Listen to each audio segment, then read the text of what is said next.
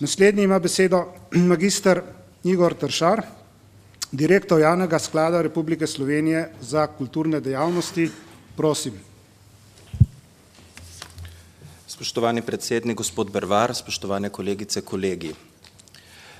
Govoril bom o izjemno razširjeni in močno razvejeni obliki kulturnega delovanja, ki sega stoletja nazaj in je bila ključnega pomena za povezovanje, oblikovanje zavesti in identitete slovenskega naroda, pomembna platforma za vzpostavitev prvih slovenskih inštitucij in eden pomembnih dejavnikov, ki so pripomogli k uresničitvi sanj o samostojni državi. Govoril bom seveda o ljubiteljski kulturi, ki nas je povezovala v preteklosti in nas povezuje še danes in je morda v teh časih razdvajanj pomembna bolj, kot si mislimo. Kulturna društva so vgrajena v temelje domala vseh naših kulturnih inštitucij in ustanov, ljubiteljska kultura pa ima enega večjih družbeno-povezovalnih nabojev. Kljub močni zgodovinski vlogi in zavezanosti tradicije je ljubiteljska kultura danes še kako živa, živahna in med drugim naklonjena tudi sodobnim konceptom kulturnega ustvarjanja. Naj vas spomnim samo na sodobni ples, ki se pri nas razvija večinoma in to še vedno v okvirih ljubiteljske kulture, saj nima svojega zavoda, pa na nove zborovske prakse, ki jih recimo uvaja Karmina Slovenika, na audiovizualno umetnost, številne performanse in sodobne festivale, ki se rojevajo v sferi neinstitucionalne kulture. Ljubiteljska kultura je nepoklicno umetniško delovanje ljudi, veljavne konvencije o tem pri nas nimamo, ker področje ni zakonsko urejeno, si pa že več let prizadevamo, da bi normativno opredelili ne le ljubiteljsko, temveč tudi tradicijsko kulturo, ki se ohranja kot živa dediščina preteklih obdobij. Ker je ljubiteljska kultura glede na svojo razširjenost, razvejenost in pestrost relativno slabo zastopana v medijih, širša javnost nima čisto prave predstave o tem, za kako razširjeno kulturno prakso gre, čeprav se morda predstavniki te javnosti vsak zase v svojem prostem času udeležijo pevskih, gledaliških, folklornih vaj, slikarskih tečajev, skupnega muziciranja in tako naprej. O tem, kako razširjena je ljubiteljska kultura, najbolje govorijo statistike. Javni sklad Republike Slovenije za kulturne dejavnosti, ki skrbi za strokovno in finančno podporo ljubiteljskim kulturnikom, združuje 5000 kulturnih društev in skupin ter okrog 100 000 Slovenk in Slovencev. Tukaj govorim samo o odrasli populaciji, v te številke niso vključeni mladostniki, ki ravno tako ustvarjajo.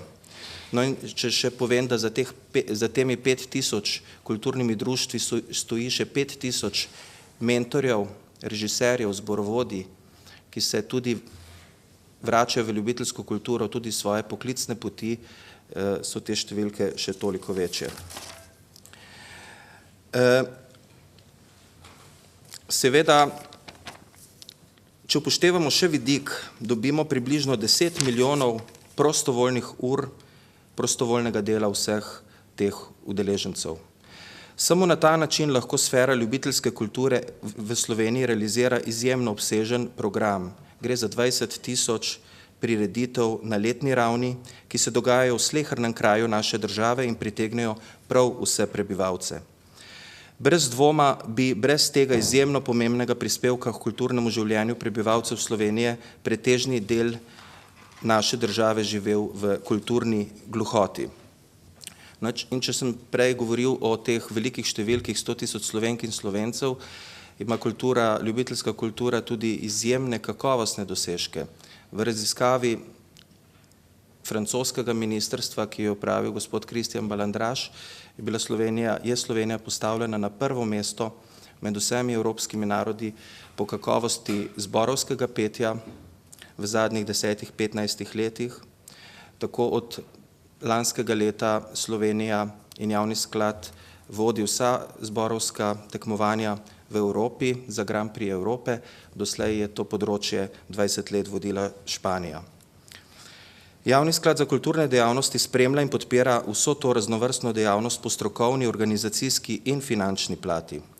Vsakdo, ki prelista naše programe ali poročila, kjer so popisane vse naše dejavnosti, je pozitivno presenečen nad obsegom in kakovostjo dogajanja in je morda potem malo manj zaskrbljen nad splošno kulturno ravno v naši državi. Seveda je to v prvi vrsti zasluga številnih kulturnih društev, njihovih zvez in drugih nevladnih struktur, ki jih odlikujeta neizčrpna ustvarjalna volja in organizacijska iznajdljivost, saj pretežni del stroškov pokrivajo iz lastnega žepa. To slednje sploh ni samoumevno, saj ne govorimo o kakšni zasebni rekreaciji, temveč o tem, da ta kulturna društva tudi iz svojega žepa zagotavljajo višjo kakovost življenja v vseh naših lokalnih skupnostih, kar pa bi morala biti, vsaj tako pravita ustava in zakon, odgovornost oblasti. Tako pa se je delež javnih sredstev za ta namen iz leta v leto zmanjševal in že dolgo ni več odraz resničnega pomena te dejavnosti za družbo. Če govorim konkretno, od leta 2011 na 2013 milijon evrov, od 5 milijonov državne pomoči na 4 milijone pomoči za ljubiteljsko kulturo, 20%. V težkih časih, ki jih preživljamo, postajajo razmere nevzdržne, saj nosilci kulturnih programov enostavno ne zmorejo več sami pokrivati vseh stroškov, tudi ne za zborovodje, režiserje, po drugi strani pa na prireditvah ni obiskovalcev, če te niso brezplačne. Zato nam grozi razpad 100-letne mreže kulturnih društev, pri čemer se odgovorni ne zavedajo, da zamrznitev njihovega financiranja ni isto kot preložitev kakšne komunalne investicije na kasnejše obdobje. V primeru razpada kulturnih društev gre za nepopravljivo škodo, saj se ljudje, ki opustijo društveno dejavnost, praviloma vanjo ne vračajo. Kulturna društva so živi organizmi, zato njihova smrt žal ni le začasna. Pri vsem tem ne gre za vprašanje, ali bomo imeli nekaj več prireditev ali manj, gre za zavedanje, da je kultura predvsem socialno vezivo, snov, ki povezuje ljudi. Gre za dolgotrajno tkanje medsebojnega zaupanja, ki je jedro socialnega kapitala. Prav ljubiteljska kultura ima največ zaslug za to, da odnosi med ljudmi niso niti približno tako skrhani, kot so odnosi v politiki. Vsaka kulturna prireditev je namreč skupni projekt celega kraja, ki zahteva učinkovito dogovarjanje, povezovanje in spremljanje kompromisov, rezultat pa je običajno v veselje vsem nam. Tega užitka v soustvarjanju ne more nadomestiti noben reality show na TV, pa tudi bežno gostovanje neke profesionalne skupine ne. Če izgubimo to plat družbenega življenja, se bo družba še hitreje atomizirala in razkrojila. Zato moramo v kriznih razmerah še dodatno paziti, da se nam mreža ljubiteljske kulture, ki je rezultat prizadevanj mnogih rodov, ne razpade, saj se bomo sicer znašli v kulturni revščini, ki ni, verjemite mi, nič manj boleča od socialne revščine. Seveda pravijo, da ni javnega denarja in tako naprej, da nimajo kje vzeti. Ta argument je zavajajoč in slaba krinka izogibanju odgovornosti za postavljanje prioritet v naši družbi.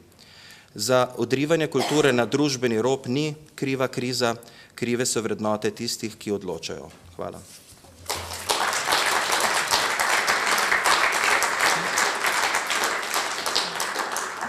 Gospodu magistru Igorju Tršarju, direktorju Javnega sklada Republike Slovenije za kulturne dejavnosti, hvala za dragoceno opozorilo o pomenu kulturne revščine.